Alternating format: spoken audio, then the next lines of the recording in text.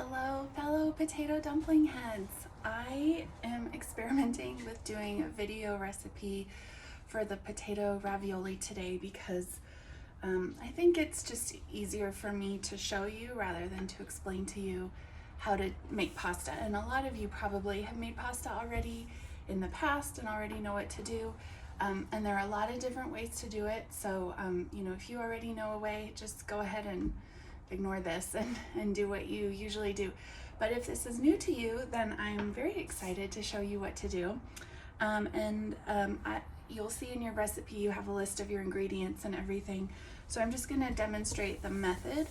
And this is for an egg pasta, but you can do this method without the eggs, of course, for just a water and semolina pasta. And it's the same for any of it. So here we go.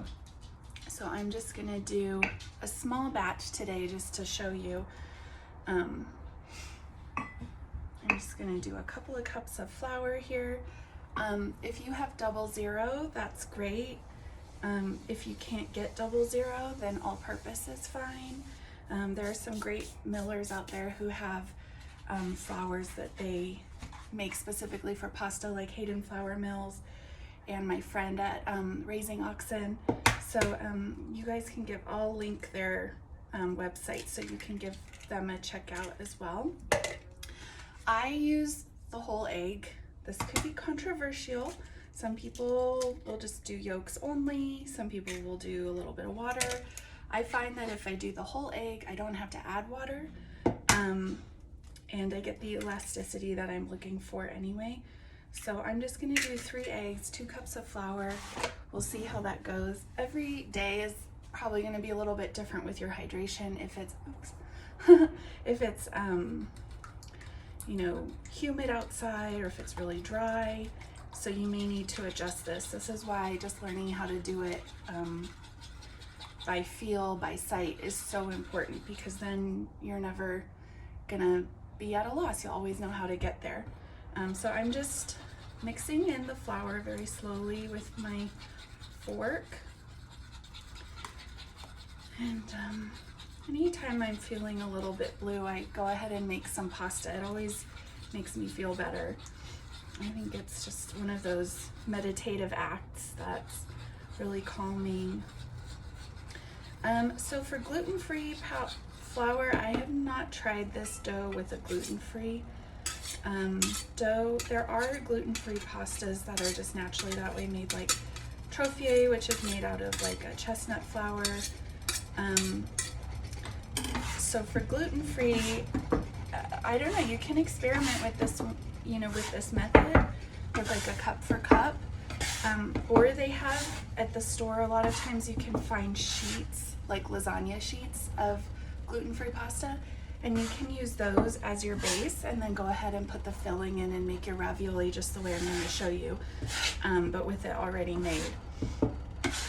So that's definitely something I need to experiment with, and I'm sorry I don't have a better answer about that right now, but there are a lot of resources out there with gluten-free chefs, recipe developers, bloggers who will be able to show you what to do. So I just use the bench scraper at this point, and I'm just really trying to get it together.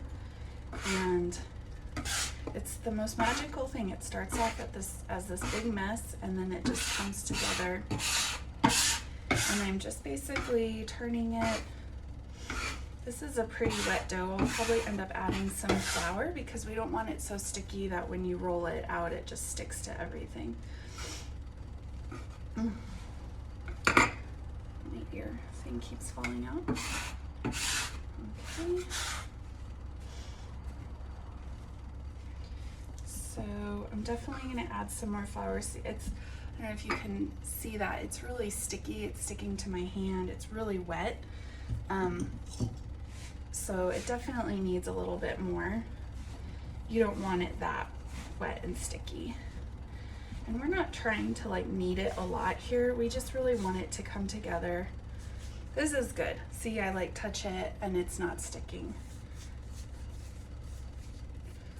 Ugh, I keep losing this thing. Okay. So this is a little trick to get the pasta off your hands. You just roll them together. Sometimes you pick up a little dry flour and roll it together. And then it'll save your plumbing because you won't have all this dough clogging up your drain. And then I'll just take the last bit here and just scrape it up. This tool, by the way, is called a bench scraper. It's different than a bowl scraper because it's sharp.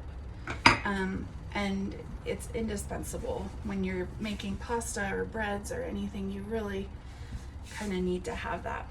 Okay, so my pasta is together. I press on it, it just springs back a little bit. And now I'm just gonna wrap it up, and it needs to rest for at least 20 minutes, but certainly it could go overnight. And I will meet you back here in a second when we're ready to roll it out.